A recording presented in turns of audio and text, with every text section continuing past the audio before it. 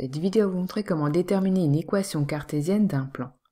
La méthode repose sur l'application de la propriété démontrée en classe et qui nous dit que tout plan de l'espace admet une équation cartésienne du type ax plus by plus cz plus d égale à 0, où a, b, c sont les coordonnées d'un vecteur normal au plan.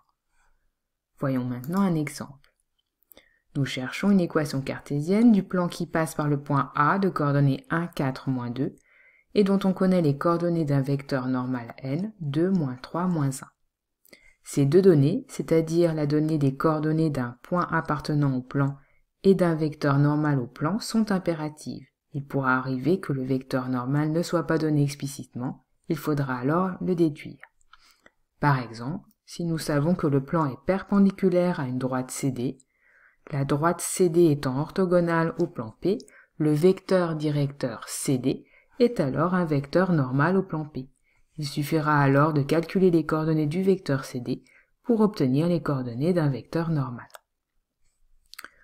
Une fois ce vecteur normal trouvé, on va alors l'exploiter pour en déduire les valeurs des coefficients A, B, C.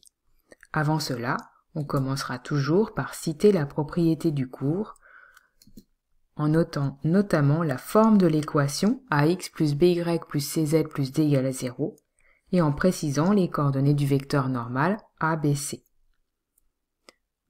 On identifiera ensuite les valeurs de ABC avec les coordonnées du vecteur n donné dans l'énoncé.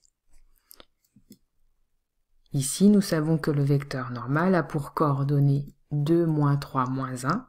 On en déduit donc que la valeur de A est égale à 2, B est égale à moins 3 et C est égale à moins 1. On remplace ensuite ces valeurs dans l'équation. On obtient alors 2x moins 3y moins z plus d égale à 0.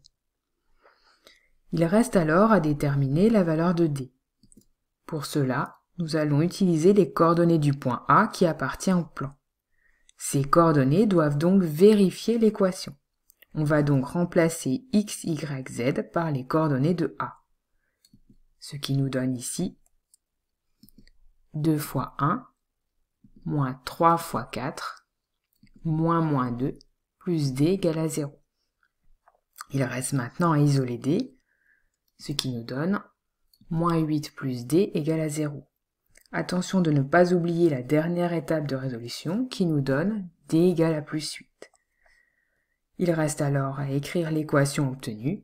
L'équation de P est donc 2x moins 3y moins z plus 8 égale à 0.